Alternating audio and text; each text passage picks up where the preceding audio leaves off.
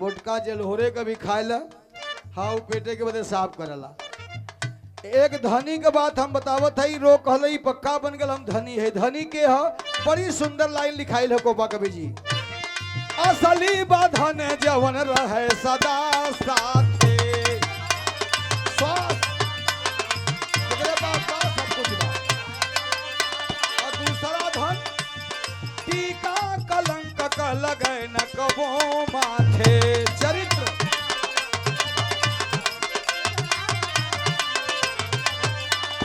जवने दिन छोड़ी के तू अइबा हो मालिक के शरण में।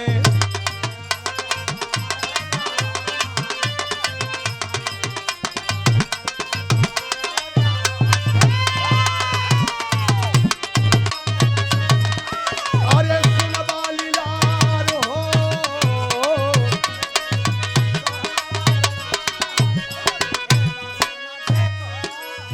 ऐसा लिखावे करला खाली गावत जा लोग समझ हैं कुल पढ़ लिख लेना लड़का।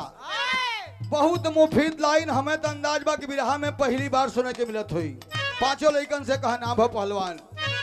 घरवा दुआर भले ई घरवा दुआर भले बाट पाई पाई, ई घरवा दुआर भले बाट पाई पाई, बाकी बाटा जी नहीं रहू लोगन बाबू औरो माई।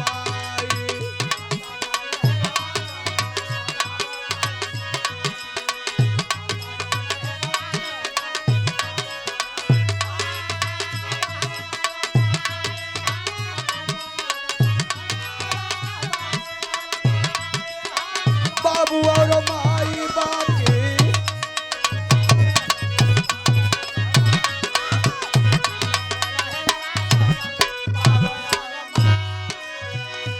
माई स्वर्ग में हो। लड़कन से सवाल करत रहल करे बेटा तो उनके ख्याल आईला हम रहला गर्भ में करा। 1 करोड़ का लाइन हो पहलवान बेटा। रहला गर्भ में करा वो दिन याद हो।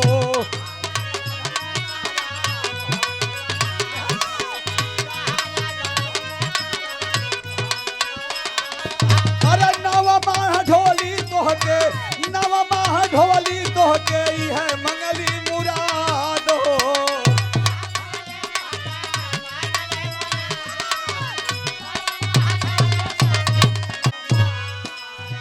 अरे लड़का बल्ली गवैया का तुलना, सुदई का तुलना, माई का तुलना तोहने करत हुआ। वहां बैठ बैठ खाली कुर्सी पर मकान बनवा दिली और सुख लेवे के तो चली एली।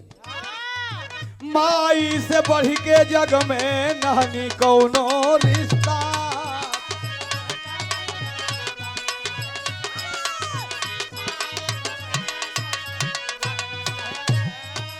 यही माई के गोदी जन्म, यही माई के गोदी जन्म लहले फरिश्ता बेटा।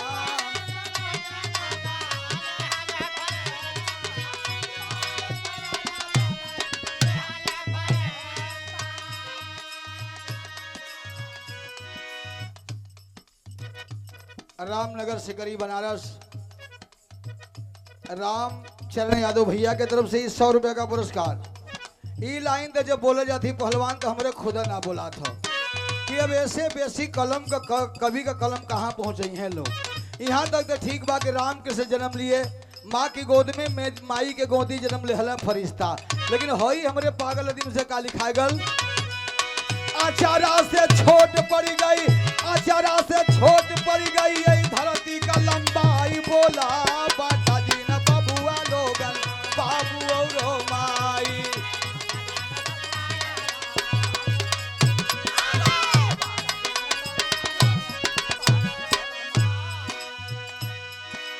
अपने जगह पर रहा लोगन हम परेशान है। अब वही में छुटले के बाद या तो फिर हर हर कहले के बाद तो मजा न दे। एक जने कहला रे यार सुख है, सुख तो हो कवि जी का बतियाओ तो भाई साहब। हमके कितना सुख है बाबू का करला। अरे कहला 3-3 ढलाई का इंजीनियर हो मर्दबा, कम से कम 4 तल्ला मकान दुआरे पर 2 से ट्रैक्टर फार्च्यूनर 2 से गाड़ी। कहला सुख है नहीं बा, हमके पागल मत बना। जब बता दे आप लोग आंसू पोंछ ले बा। स्वर्ग का सारा सुख, स्वर्ग का सारा सुख यही माई के चरण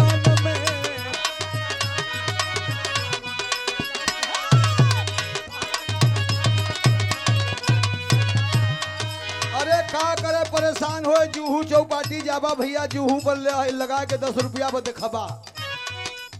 ममता का सागर लहरे, ममता का सागर लहरे, यही दुनहु नयन में बेटा।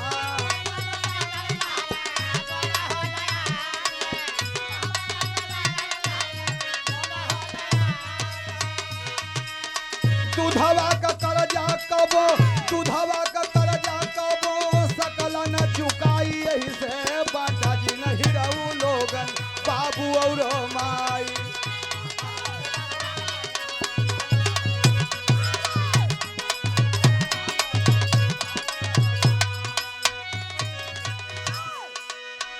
एक जने कहना अच्छा मान ला हमार फॉर्च्यूनर कुल फेल कर दिला विनोद, मान ला हम मान लेते कि स्वर्ग का सुख हो, लेकिन का तीरथ धाम करे जाला बड़े बड़े डीएम एसपी एसएसपी कुल चुतिया हम का हमको हम न कहो नहीं, हमके कहे के पड़ी तो हम फिर सुदई के बुलाई तो जैसे वो कहलो वैसे कह देब तो नाराज हो जीवा।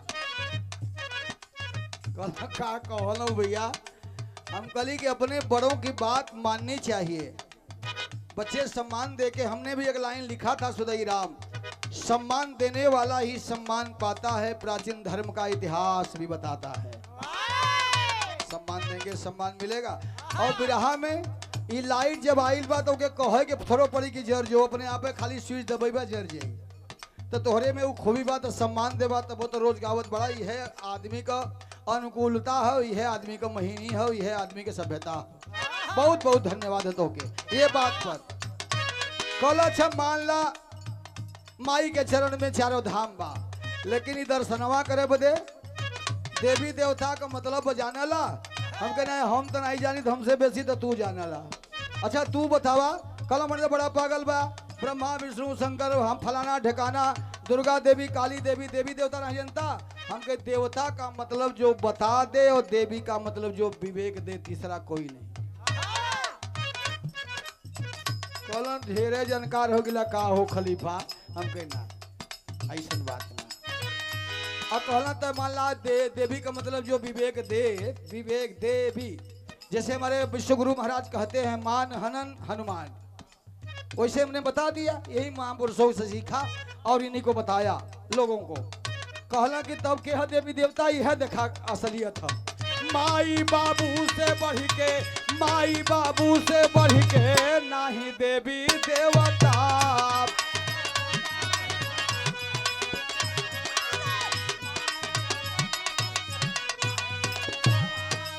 सेवा करा देला का, सेवा करा देला का मौतिया के नेवता।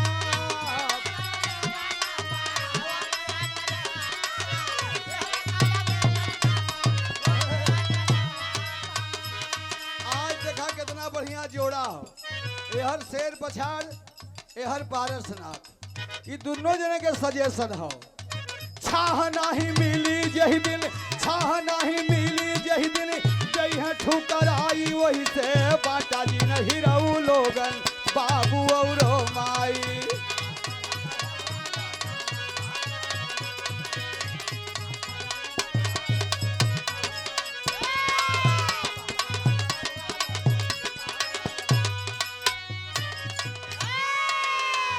मंठा बेच बेच के गोरुआरी करा करा के बुढ़ऊ के संगे पसीना गार गार के 6-6 55 7 लड़का जियोली। आज जब लड़का सयान हो गए तो हमनों को दुठियाल हो जानते हो लड़का का कहते हो ये बाबू हो तू 3 महीना माई में रह जा, बड़का भैया में रह जा, 3 महीना हमरे में। वाह वाह, यही संदेश देके जा रहा। साझे का सुई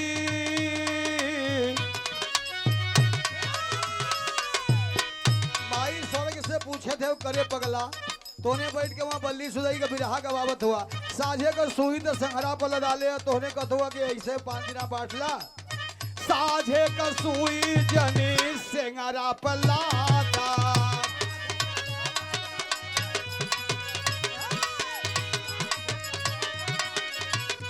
हई बात देखा कितना बढ़िया माई एक से कड़वी बात कहते होश में हो जा लोगन। एक दिन तो हूँ लोगन, एक दिन तो हूँ लोगन हो दादी दादा।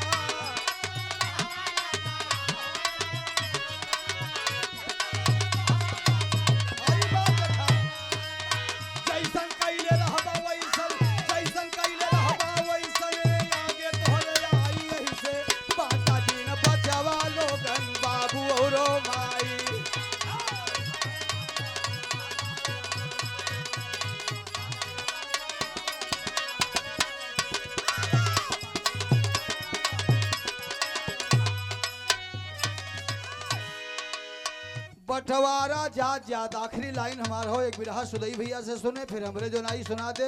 मनोरंजन आप लोगों को होत रही, लेकिन जाते जाते बंटवारा कब होए के चाहिए बड़ा ऊंच बात लिखा गई है। कफलत में जिनिया पने जिंदगी बिगाड़ा,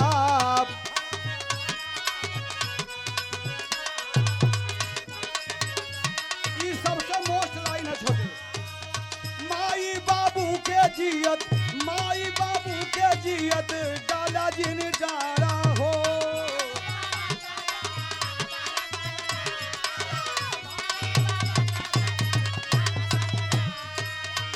नहीं यादो बलिराम,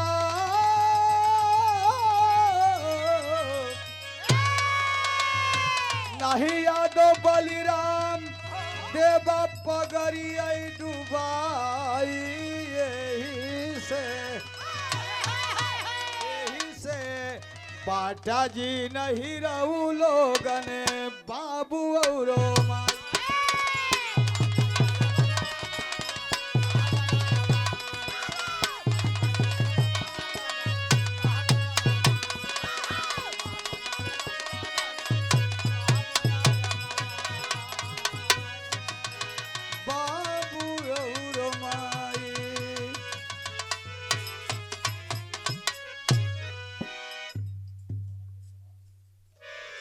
को भी आप लोगों ने देखा, वैसे विद्वान लोगों का कहना है इंसान गलतियों का पुतला है। तो हमने अगर गलती कर दिया, हमने तो केवल यहां का चरित्र गाया कि उन पांचों बच्चों के लिए एक संदेश दे रहा हूं। शायद आपसे नहीं रह गया, विद्वान आदमी हैं। अब आपकी विद्वत्ता से हमें लग रहा है कि एक काम हम लोगों को करना चाहिए। उतना ज्ञान अगर आदमी के पास न हो तो धमलौर न लड़े ठेठ में। सुदई राम यादव जी को बुलाना चाहिए, हम लोगों को प्रेम से बैठ के केवल सुनना चाहिए बस, ताकि हम लोगों को ज्ञान हो, हम लोग सतमार्ग पर चलें, हम लोग भी मानव जीवन का फायदा उठाएं। एक गीत आपको देने जा रहा हूं, हमारे चंद्रिका जी ने लिखा था। बड़ी बात नहीं बोल रहा हूं, जो संदेश आपको दिया हूं। मैं अगर इस उम्र में साधु होकर चैलेंज वगैरह की बात करूंगा कि ये गलत है तो हमको खुद अच्छा नहीं लगेगा। श्री रामाचार्य ने कहा था वह व्यवहार दूसरों के साथ कतई न करें जो खुद को अच्छा न लगता हो। चंद्रिका जी ने लिखा था, विद्वान लड़के बैठे हैं, दाता बना भिखारी केहू भेद ना जाने, पहचाने सच्चा हीरा के जौहरी। सत्संग और शरारत में बहुत अंतर है, जबकि स से वो भी है, स से वो भी है। तो मैं निवेदन करूंगा, मैं हाथ जोड़ूंगा कि आप अपनी सलामती रखें, अपने बुद्धि को अपने पास रखें, लोगों को बढ़िया संदेश दें।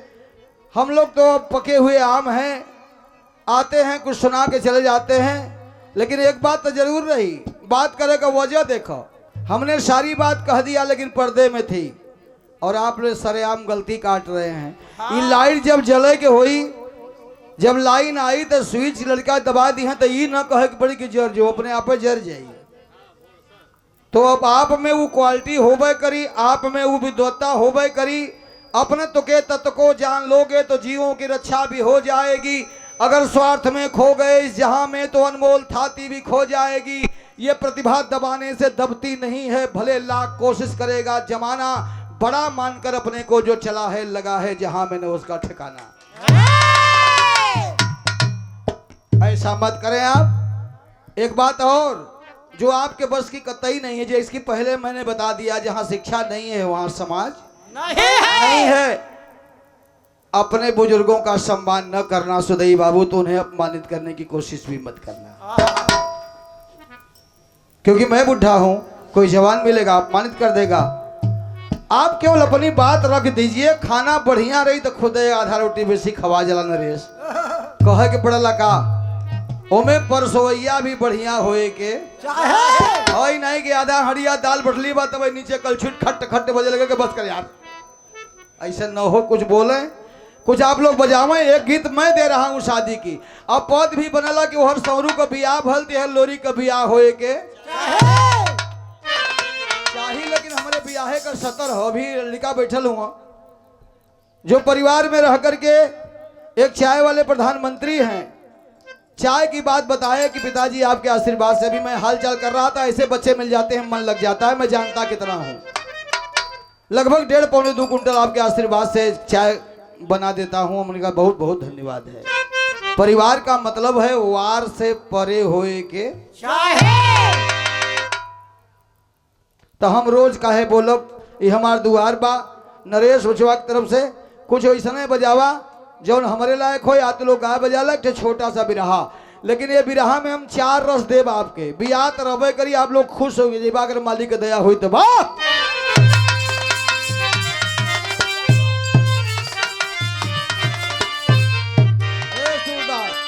हमारे ताकल करा। विनोद यादव जन सेवक भोरसर की तरफ से 50 रुपए पुरस्कार। बार बार प्रणाम बा, दाता के नाते शिष्यता के नाते धन्यवाद बाबा।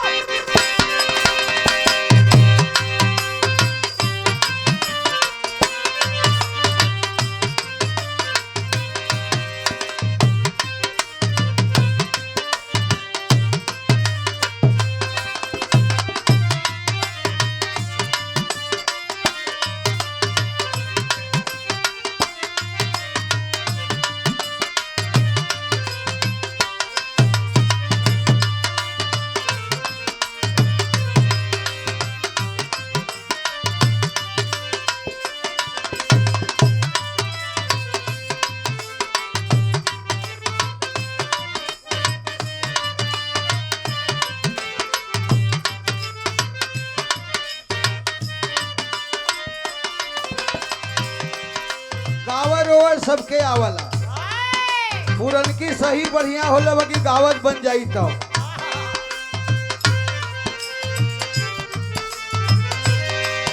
श्री रामदेव यादव की नातिनी श्री कीर्ति यादव की तरफ से बिटिया रानी के बार बार धन्यवाद बा। अब हम अपने मुँह न कहब, एक भी रहा 15-20 मिनट। वक्त कहता है तुम हमें बर्बाद कर दोगे तो हम भी तुम्हें बर्बाद कर देंगे। बल्दी के बाद सबके समझ में आ जाई ना हो जाए। परदेसियों से नया खिया मिलाना,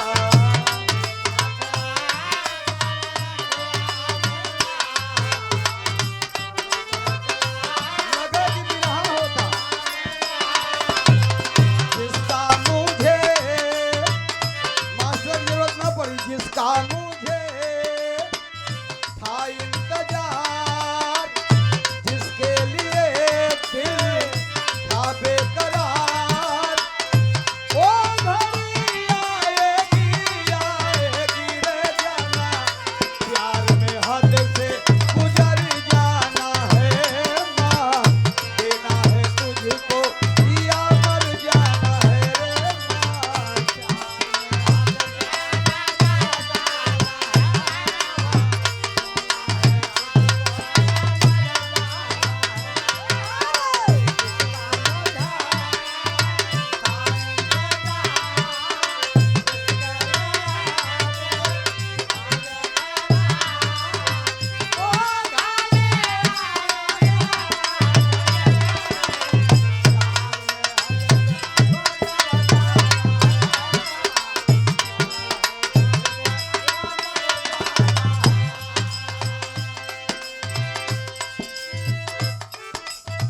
शिवधारी यादव जी टिल्ठी 100 रुपया पुरस्कार चरणों में प्रणाम।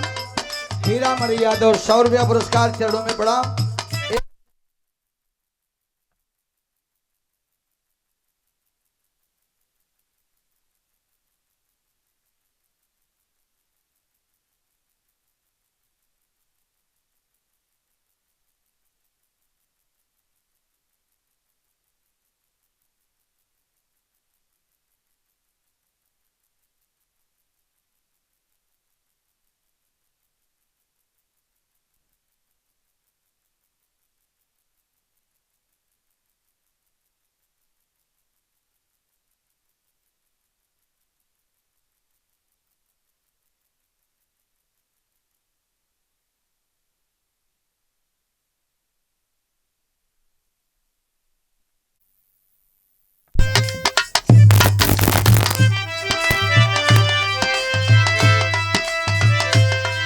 और 100 रुपये पुरस्कार दशरथ यादव बरगछा। शालीनता वो चीज है कि अपने पिता के वो भी दिन देखे हैं, माठा से आज मट्ठा पर हैं। सुधे राम के लिए नहीं बोलूंगा, मेहरारू बटुआ का एक चाऊ टोले नहीं बेटा जान जाने की चुरी गल है। अरे अपने से हार गए में कोनो बुराई ना हो। काट चुभने से हिलते नहीं बागवा। एक बिरहा खूब मशक के सुन ला लोगन। काट चुभने से हिलते नहीं बागवा, अपना गुलशन सजाते जलाते नहीं। मर्द हैं हार जाते हैं अपनों से जो, तो दुश्मनों से कभी सर झुकाते नहीं।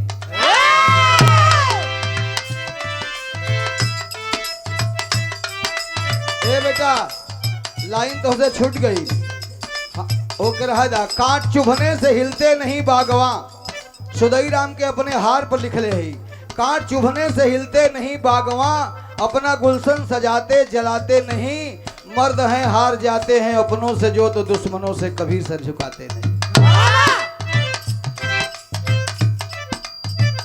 अभी आप सुने हैं पुरानी तर्ज, इहो फिल्म का पुरानी हो लेकिन गावा आई तब तो बढ़िया लगी। छाप तिलक सब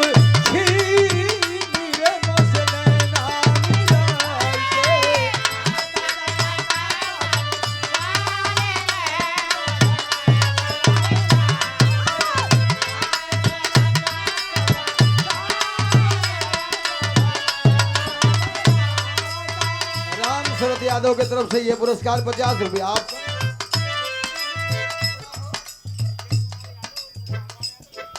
विजय कुमार यादव उर्फ पहलवान यादव जोगिया बारी की धरती से 100 रुपये का पुरस्कार दाता के नाते प्रणाम कर रहा हूं। जाओ बढ़ जाओ बढ़ जाओ।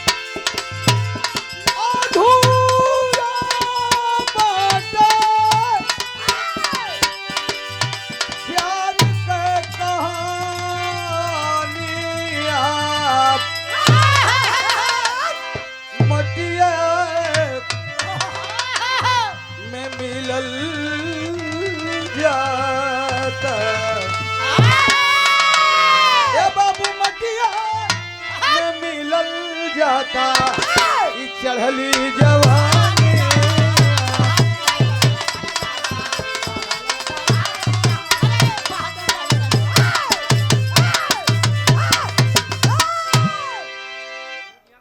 आप लोग गवाएंगे तो गा लेंगे कल भी, लेकिन आप लोग बैठे हैं देख करके, उसका जोड़ पैसे से नहीं है। और जोड़ बनाया था प्रभु तो सुधईराम यादव के लिए नहीं बनाया था, बात कहीं और से थी। सच्चाई तो यह है कि वो बिरहा के लिए बनाया ही नहीं था। हमारे लड़का ऐसा चापत हुआ, ऐसा बोलत हुआ, ऐसा दपेटत हुआ कि जैसे जना था कि हम निर्गुनिया का भी बाप है। आज 42 साल हो गया मुझे दीक्षा लिए। मैं भी गढ़वा घाट स्वामी जी का एक छोटा मोटा फूल हूँ सुधईराम।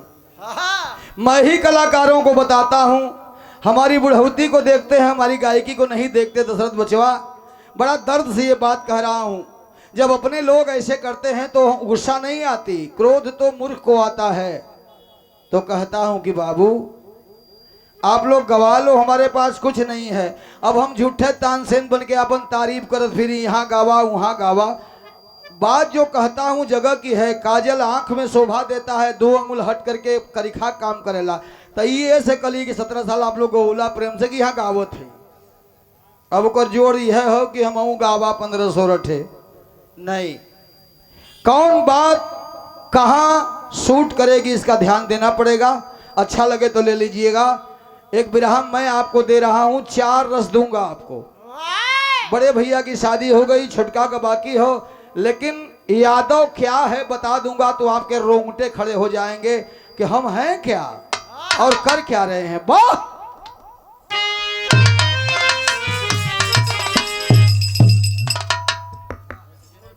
अच्छा, ये पुरस्कार, रुक जाइए, पुरस्कार मिला था हमारे अनुज और हम अपनी गोद में खिलाए हैं। मिर्जापुर जब रोज आते थे, 26 दिन भी रहा था 86 में। सुरेश पहलवान जो मिर्जापुर तो रहते थे लेकिन पूर्वांचल के मशहूर कलाकार जिनके श्री बिहारी यादव जैसे भी चेला हुआ करते थे। मैं उस आत्मा, मैं उनको प्रणाम यहीं से कर रहा हूं और सुरेश जी को प्रणाम कर रहा हूं इसलिए कि दाता हैं। राजेश जी हम लोगों के बीच में, बाबू गुलाब जी यही बढ़े पन पे लेकिन राज्य मंत्री का दर्जा तक पाए, कर्म महान होता है। दोनों बच्चों को दाता के नाते प्रणाम कर रहा हूं, शिष्टता के नाते धन्यवाद दे रहा हूं।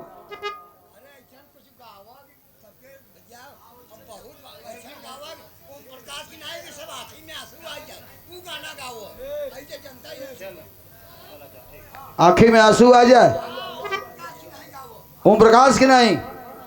अच्छा बढ़ जा। ओम प्रकाश का साधु लगा समझा थे हम। हैदर अली से बिरहा जब एक बार हमारा रहा तो हम देखा कि जब उनकर बिरहा हो तब बढ़िया तो केहू न बोले, और जब तनिक हमन का ठीक ठाक लगे लगे तो दूठे आदमी उहर से कहें कि का गावत है, अलगात नहीं ने। तो हमरे जो आई तो सुनाए दे, आंसू आए कि नहीं आए दादा, एक गारंटी हम न दे। अरे जबरी गाऊ, जबरी गाऊ, हम का बोलत ही समझते नहीं भाई आप।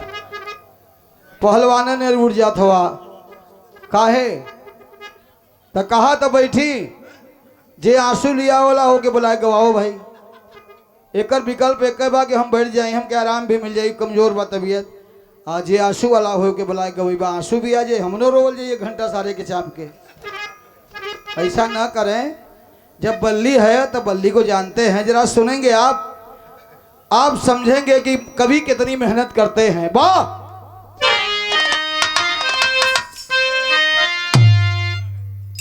कमेटी के अध्यक्ष श्री मन्नालाल यादव जी और कमेटी के जवाब फिर है पदाधिकारी हमारे बच्चे राकेश यादव, हीरामन यादव, संजय यादव, मुंशी यादव, लवकुश मौर्य, ये 100 रुपए का पुरस्कार दिए हैं। जरा भूमिका पर गौर करना मुन्ना, अभी बात जो चल रही थी जरा इसको नया भी ट्वीट किए हैं, देखिए कैसा लिखा गया। वाह!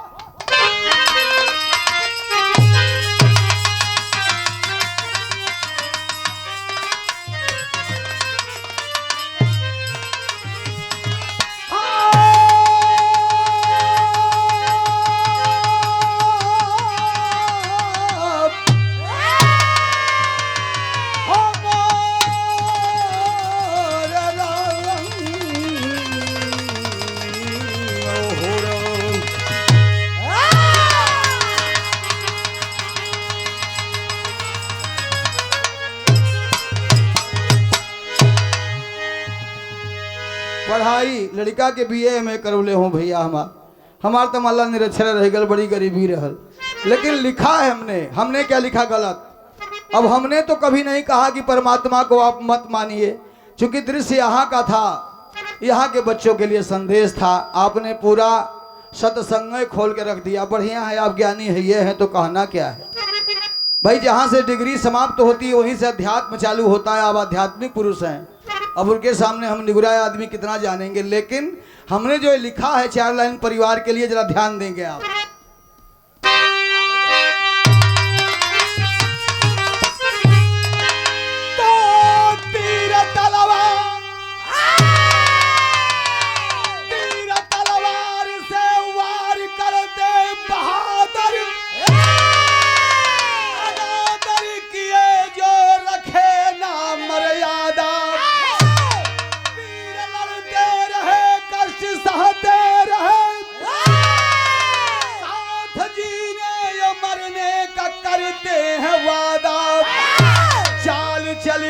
जो दुश्मन चालाकी करे, बदला लेने को जब वो हो जाते अमादा। बोटी बोटी कटे चाहे रोटी घटे, पर बदलते नहीं कभी अपना इरादा।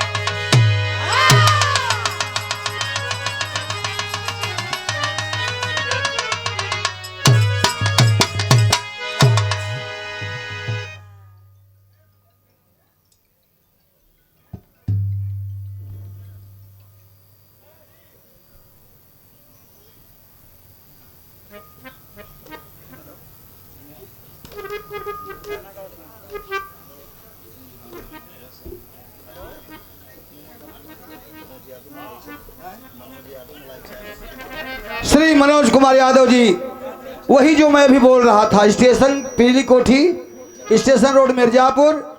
लेता सबकी सबके भोजन करा के तब कलेवा करे, दुख जनता का अपना समझ करके जो घाव पर उनके मरहम लगाता रहे, तो कीर्ति खुद जाके उसकी कदम चूमती, जसु यश 7 जन्म तक पाता रहे। अहिर के कहल न जानला कि खाली बल्ली के कमजोर जान के चीथला फाड़ला लोगन। जो लग जाए निशाने पर उसे ही तीर कहते हैं। नोट कर बेटा, नोट कर लायक हो। ए नरेश, नोट कर। जो लग जाए निशाने पर उसे ही तीर कहते हैं, कटा दे सर समर में उसको ही रणधीर कहते हैं, बुझा दे प्यास प्यासे की उसे ही नीर कहते हैं, और मोड़ दे काल का रुख जो उसे हीर कहते हैं। सुल्ला दद्दा। हाँ भैया हो, धुन तो गजल कह, लेकिन ओकर टेक्नोलॉजी है।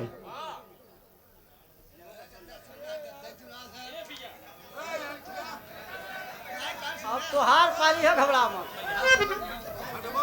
एकरे बाद हम बैठी जाब, एक ठे गा ले देता मोर दद्दा, तोहरे गोड़े गिरत है, हम समझ गेली। एक ठे गा ले देबा, एकरे बाद मतारी के तिलक हम गईबे न करब।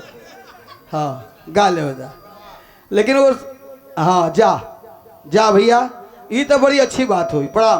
काल ही आया। हाँ ठीक बा। हाँ वही मोड़वा पर चलब, हमके मार के फेंक दे। जा, बड़ा अच्छा कहला, बारे भैया बा। देखला असली नकली है हो। कवन गजल हम मास्टर यहाँ लड़का बतावत हो, आशिक माशुका वाली बात हो, बुढ़ा आदमी का वजह था। कवन गजल हो?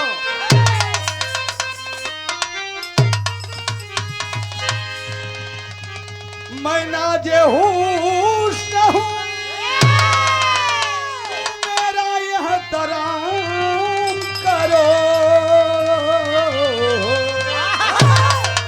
मैं ना जे होश न हूं, तू मेरा यह तराम करो। जवानी नाम है मेरा, मुझे सलाम करो।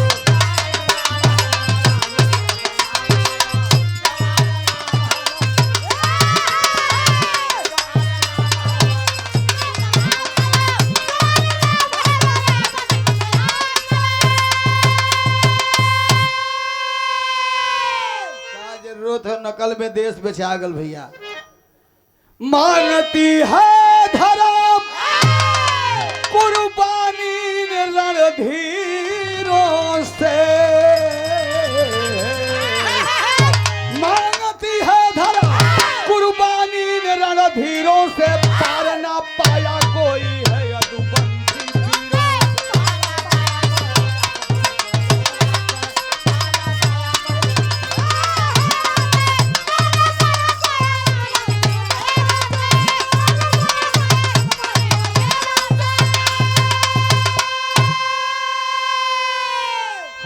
डायरेक्ट विवाह की तरफ नहीं चल रहे हैं। मैंने आपसे वादा किया एक बिरहा 20-22 मिनट। हम चल रहे हैं आपके अतीत की ओर। मुन्ना मनोज भूमिका लेके वो चढ़ाए के ना भूमिका कैसे गाला।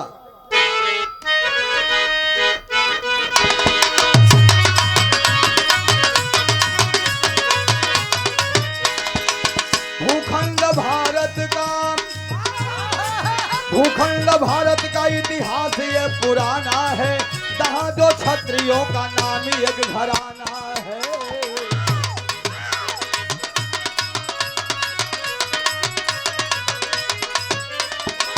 जहाँ पर पैदा हुए, आप कहते हैं कि यादव कौन है, जिनकी बात कर रहा हूँ सब यादव हैं और प्रमाण के साथ। जहाँ पर पैदा हुए आल्हा उदल सानी थे, जहाँ पर पैदा हुए आल्हा उदल सानी थे, कुंदन सिंह के वंशज वो बड़े सरनामी थे।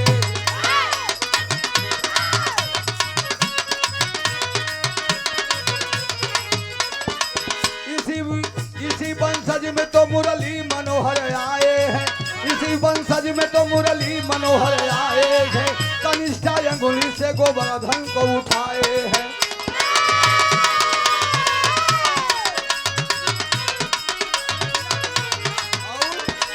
जिला बलिया के ग्राम गौरा में हिरान बसा, जिला बलिया के ग्राम गौरा में हिरान बसा। बाबू बुड़कू पे खोइलन का स्वाभिमान बसा।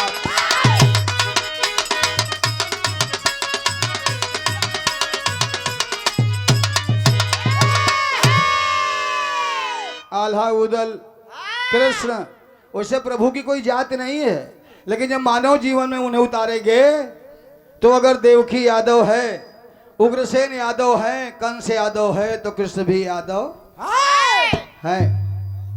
आल्हा उदल कैसे यादव है? आज के 5-7 पीढ़ी पहले चलिए, कुंदन सिंह के 2 राजा लड़के, रोशन सिंह और विजय सिंह। विजय सिंह के 2 लड़के जक्षराज और बक्षराज, कुंदन सिंह के 2 लड़के टोडरमल और फोडरमल। वहां से बात बनती है यादव थे। आपके धरती पुत्र की बात को पूछना नहीं। हम चलते हैं बलिया की ओर, लेकिन बलिया में जब हम अपने सोनभद्र को मिलाएंगे तो नई गीत तैयार हो जाएगी। तर्ज कौन हो मास्टर?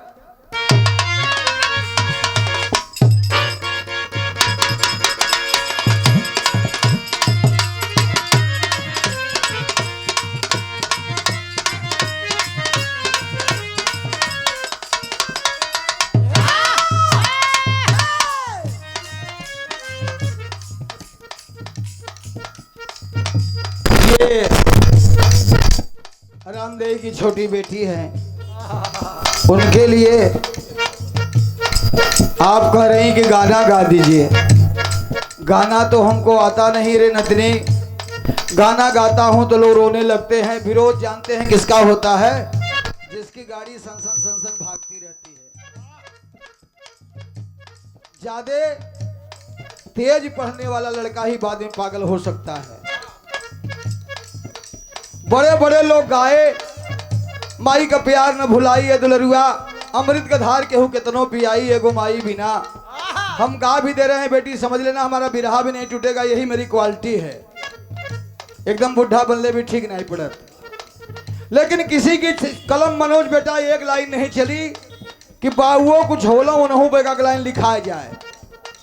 लिखा तो दास लिखवाए प्रभु, और जब लिख करके YouTube पर लड़के चढ़ा दिए तो लोग लगे कलम लेकर के कवि बनने। बाबू बिन नमाई का सिंगार ये दुलरुआ, सोना सोना लागे संसारी ये दुलरुआ हमारे। बाबू बिन नमाई का सिंगार ये दुलरुआ। आखिर पार्वती की क्या कीमत है जब शंकर जी नहीं रहेंगे? तो बात है आप बिरहा सुनने के मूड में हैं, बिटिया को बार बार धन्यवाद है। हम सोनभद्र में चलते हैं, अब धुन बताएंगे नुकसान होगा तब।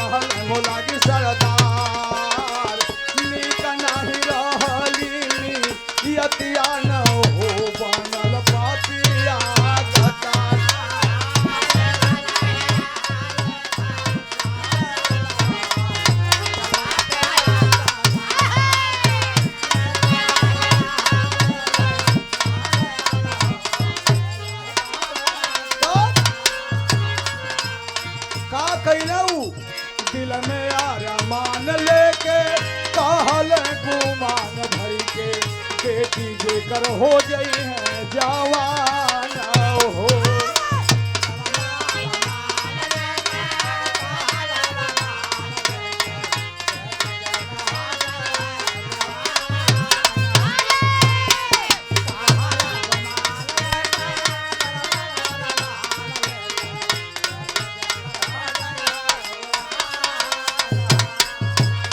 मंगल यादव जोगिया बारी से पुरस्कार 50 रुपया बचवा के धन्यवाद बा। मालूम होई अवकात पहली सोहाग रात हमारे संगे करी है बिहान हो।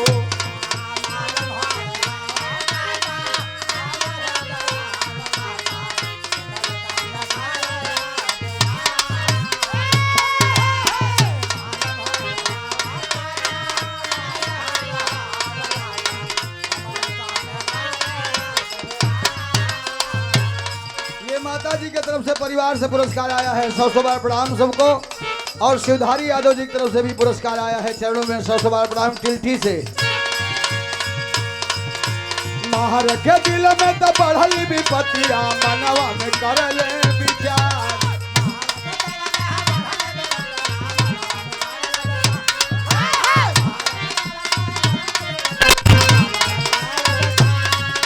महार के दुआ तो बढ़ल विपत्तिया मनवा में करले विचार। लिखना ही रहली यतिया न हो करे पतिया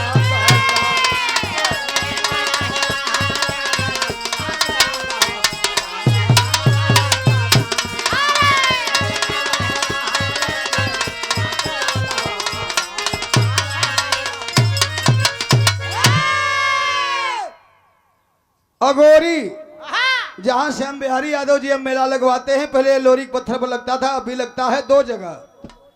माहर सुने और सुने दशरथ बछवा इसलिए खूब इत्मीनान से सुना, बड़ा अच्छा लगा था कि घोड़ा से आयल और लगातार 10 मिनट बिटिया के देखते रह गए। मुखारी करते रहना, अब तो मंजन हो ना, मुखारी करते रहना, देखत रहना, कपारे पर हाथ धैला कि अब बिटिया ना बची, ओकर नियत गड़बड़ बा। कली बाबू उदास काहे हुआ, कल बिटिया तोरे समझ में नहीं आई। माहर वहां से बिटिया से बतौला ना, चल गए कहा मास्टर तनी बढ़ा लेबा तब बताई। लेकिन पहले नियर गाई पहले नियर बजेबा तब। बिरहा में के 32-35 साल जब आप के बिरहा होत रहल भैया से, ओकरे पहले हम गावत रहली तो लोग दौड़ाए के अगर रस खत्म कर दिला नरेश, लेकिन हम गावत रहली। का पगला गईलू ना मोरी अइया, का बौरा गईलू हो।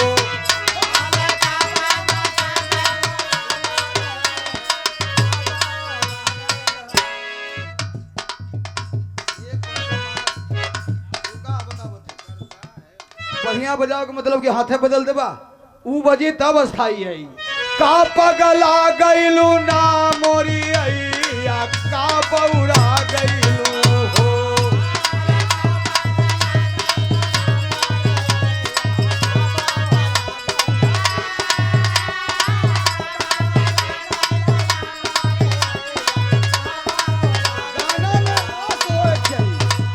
हम तो खुद रहिला बहू रहिया, हम तो खुद रहिला बहू रहिया, ए अइया का बौरा गईलू हो।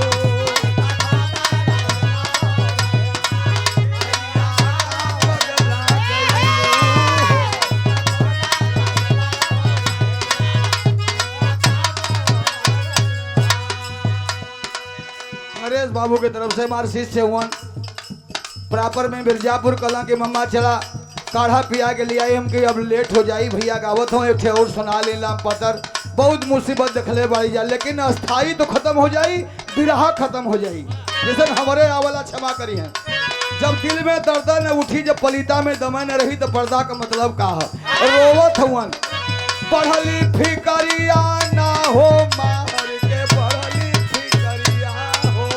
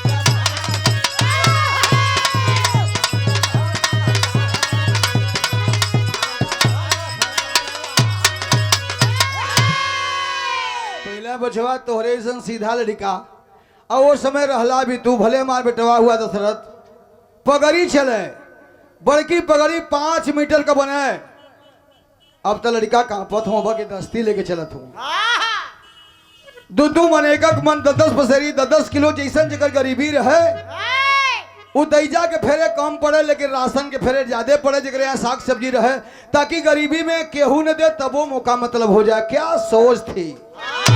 आज लोग बुद्धिमान बनत हो पगड़ी गिराए के वही बुढ़कुब्बे पहलवान वो हुक्का चले जो चनिया का दादा तो हार पिए उतना दूर बैठला मछिया पर पियल करा कल भैया ई का करत हुआ तू कहाँ का हुआ भैया ई बात का हो कल बाबू पूछा मत बस के उठाला मर्जाद बचाला कल मर्जाद बचाला कल हाँ बाबू कल कुछ तो और पे बतईबा कल हल्का में बता देते बिटिया सयान हो गई हम सोनभद्र से आयल है हमार नाम माहर हो कल केकर दिन हो गल के हिरन का पानी बिगाड़ दिलस हो थोड़ा सा रामदेव भैया वाली हो अगर बन जाए कौन तर्ज हो लेकिन पीस का काम है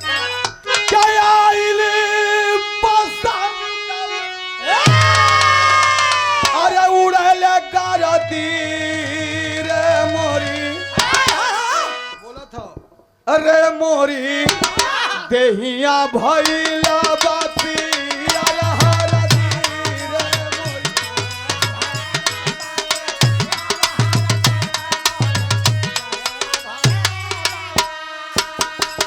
गाना का मतलब हो बचवा लोगन अगर बिगड़े के हो तो हमरे गनवा के बिगड़ा गाना का मतलब नागा न होए के पलीता में दम हो तो शुरू हो गल जागल बुढ़ौती में जवानी के अरे जो सजाओ हरी हो कावन पपिया भयल बा माता हो सजाओ हरी हो कावन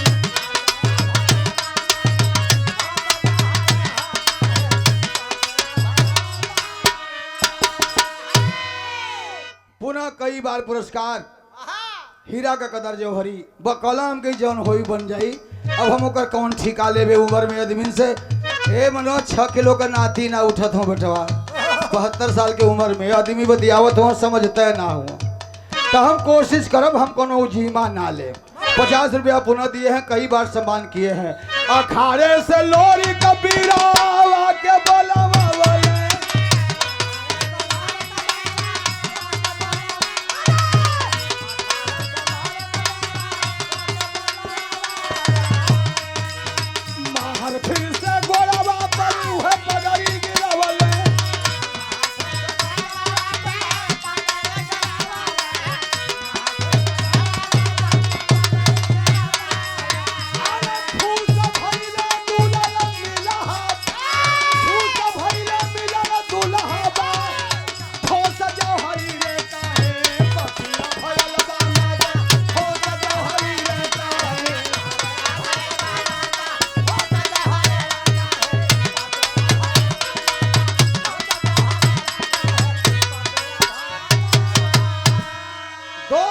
पुरस्कार हमारे भतीजा श्री मनोज कुमार यादव चाय एवं मलाई की इस बड़ी अच्छी दुकान और माता दीन गड़गेड़ी बंगला जहाँ के रहने वाले हमारे बुद्धि के खजाना मानेला गुरु घराना दुनिया श्री पुद्दी राम यादव थे जिनके बच्चे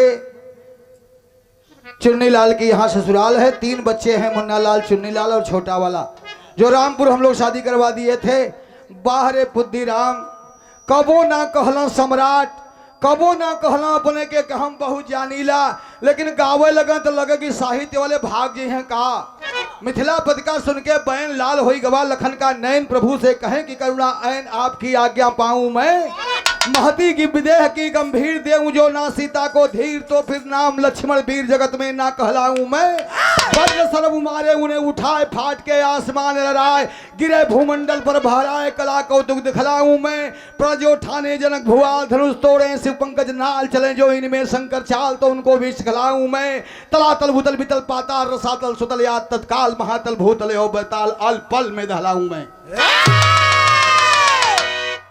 प्रयोग हर जगह नहीं करता बल्ली हार मानना मंजूर करता है लेकिन कुछ सुनाने का मन गया क्षमा कीजिएगा 100 रुपया इसी भाव पर ये थे श्री बुद्धिराम यादव आदमी शिक्षित न हो, अगर सामाजिक हो और समझदार हो, ऊंची बात बोल रहा हूँ, हमारी बात तो कुल गलती है ये हो, लेकिन शिक्षित न हो, अगर समझदार हो और सामाजिक है तो पढ़े लिखे से बहुत सुंदर होता है।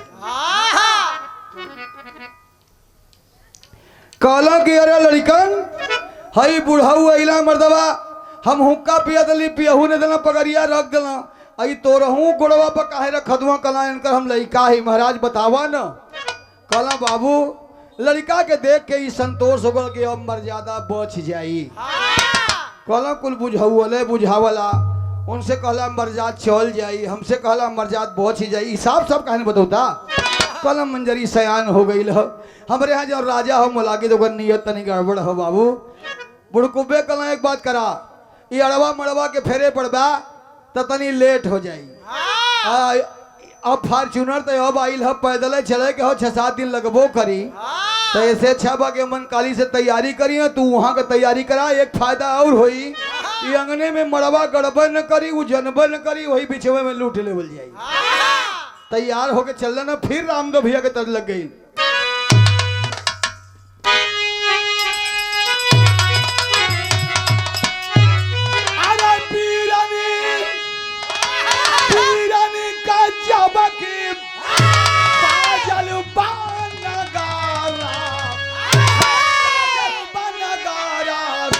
तब पपिया कहे तब चढ़ गई ले पारा।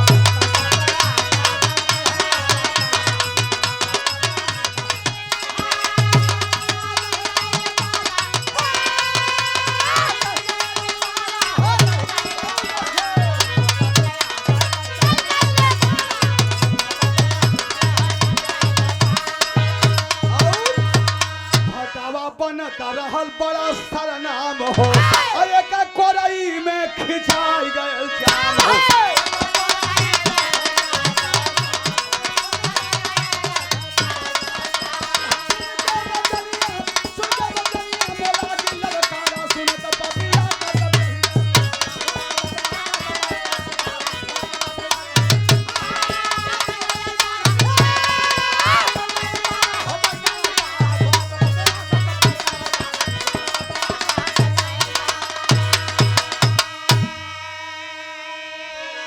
मरकुंडी घाटी के नीचे से लेके पूरा अगोरी रंग गई अदबीन से मोलगिता एक मिला के बुलाए कलश करे, ये अंगना में कुछ गड़ल फड़ल है ये ना हो।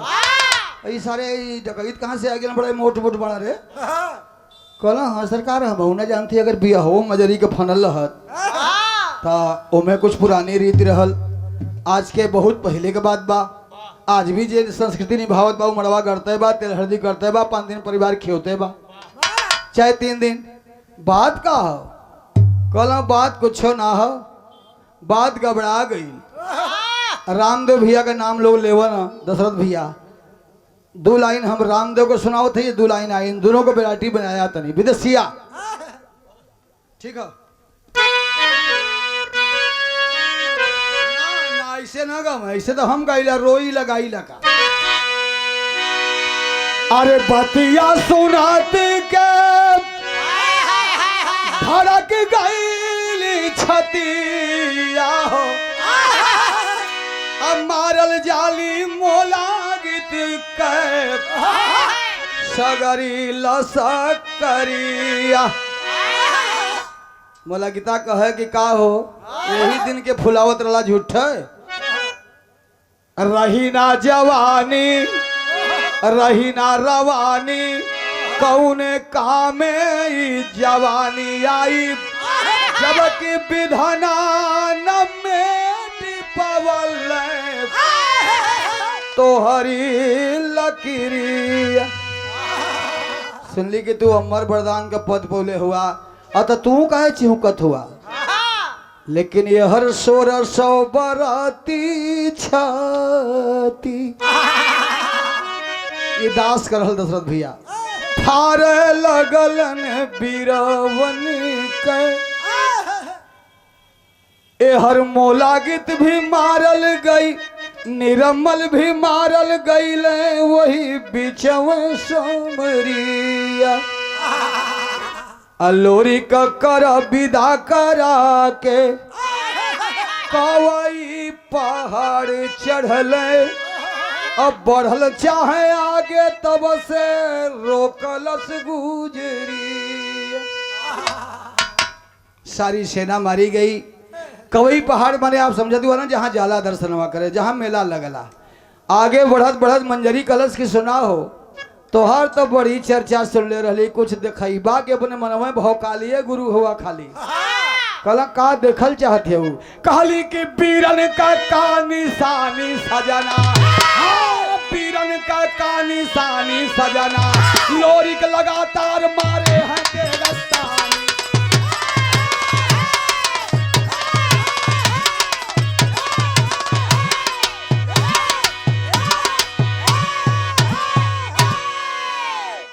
बिरहा ई होला के बारी उमर कमर लचकनिया, गोरिया खींचे निहुर के पनिया, गोरी को जूने जुलनिया।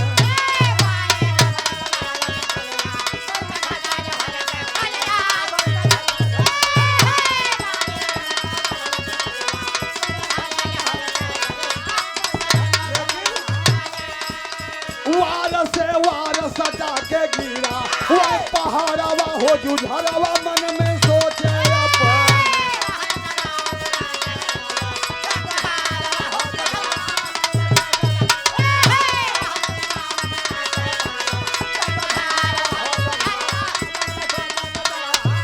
लोग बिरहा के बात करलन, अगर बिरहिया बने के हो तो पूरी चौलरिया एक सांस में कहें। हम तो बुढ़ा बटले बारी, हम तो गलत करबे कइला। वार पर वार सधा के रोके लगलन, पहरवा जुझरवा मन में सोचे। एक से मारे, एक से रोके, अपने सकती के बल झोंके, बैठल मजरिया जनी रेख, अपने सैया का जोड़वा देखे, खुशी में कैसे उड़ावा रे जुझरवा मन में सोचे।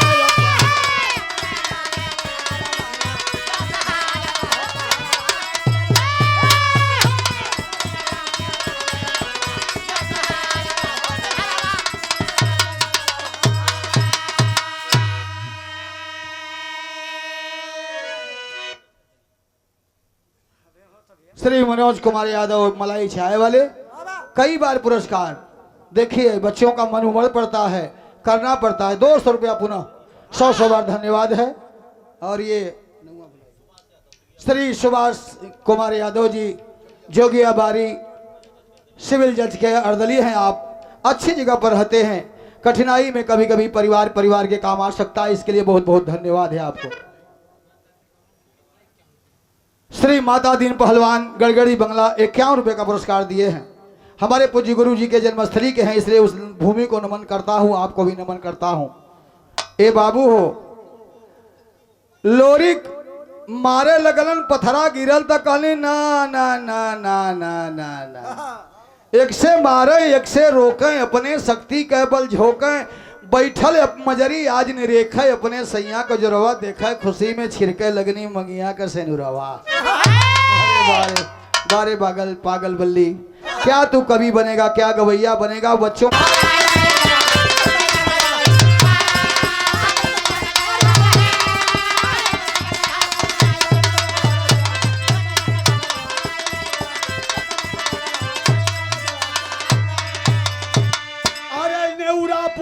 लोहा तो सबही के बाटे याद हो, महुअर राजा के हरदी में कई दहले आबाद हो।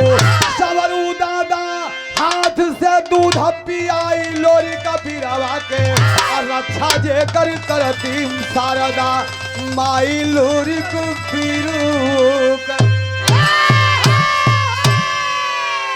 रहल बुढ़ऊ के ठीक जो राम दो लोग चिल्ला तनी तो झटका। ए बाबू हो, लोरी सौरू दादा हाथ से दूध पियाई। अरे मैं कौन अंग्रेजी लिखल बा के बनाए समझाई? लिखल बा सब समझत बा, आपके बतौले है। कल से लेके आज तक अइलन, एके द्वापर समझ ले, अब वहू के आप मत कटिहन। लेकिन अब हम चलत है अपने और तनी सा और नवीन करत है आल्हा में मास्टर।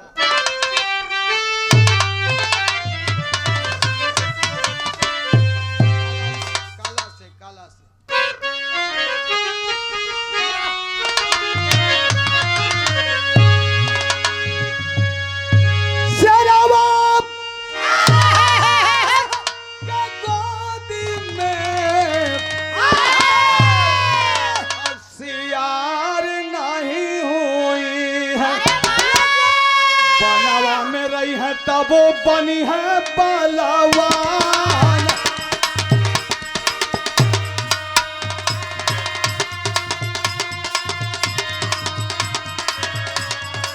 बनवा में रही है तब वो बनी है पहलवान।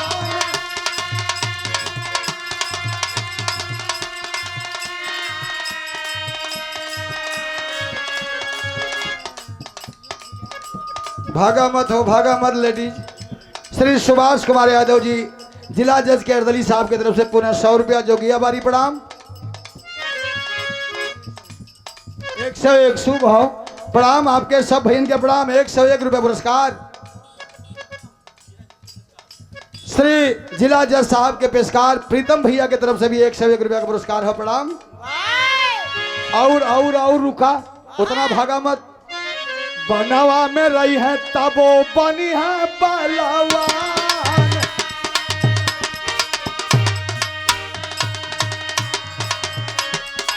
अर्जुन भीम नकुल सहदेव युधिष्ठिर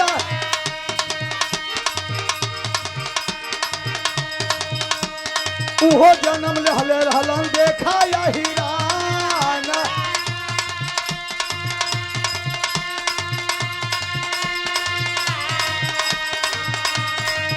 बाकी धन्य बाबू टावा का पावन धरतिया जहाँ पैदा भैले सुघर सिंह पहलवान। हीरावा के थान से तो निकलला हीरावा जेकरे गोदिया में मुलायम जस जवान। अरे गरीब मजदूरवन का रहल मसीहा काहे उनके छीनला हम हमसे भगवान। हाथी का मस्तक वो खाली न रही है पैदा भइले कैसन कैसन नौजवान।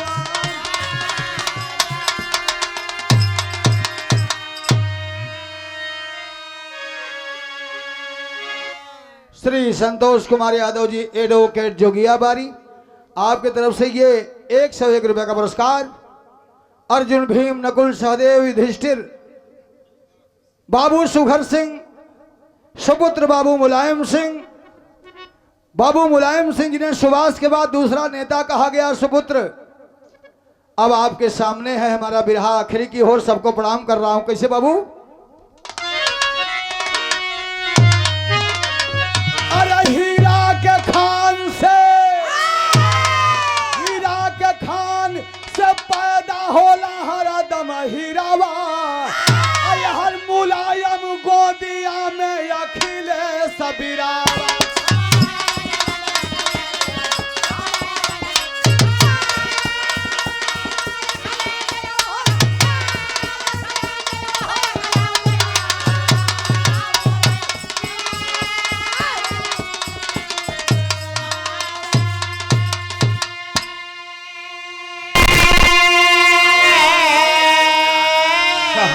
सॉरी क्षमा करिए।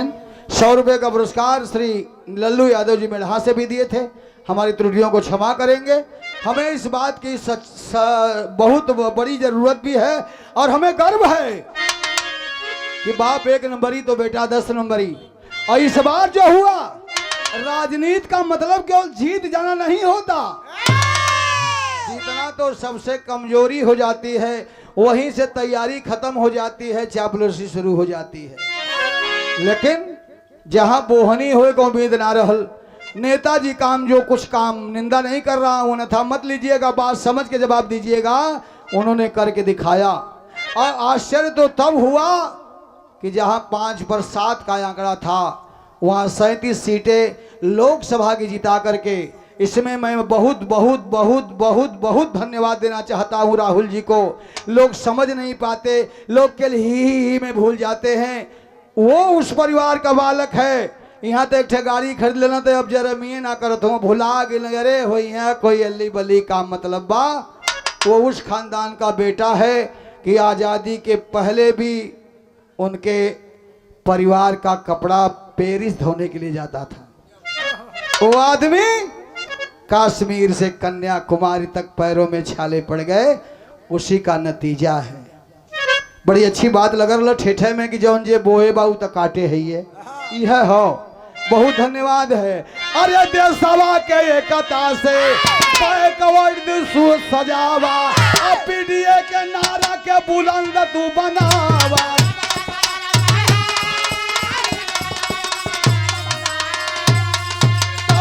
गरीबन का लैया लागी तिरवा, पैदा मुलायम की गोदी में अखिलेश बिरवा।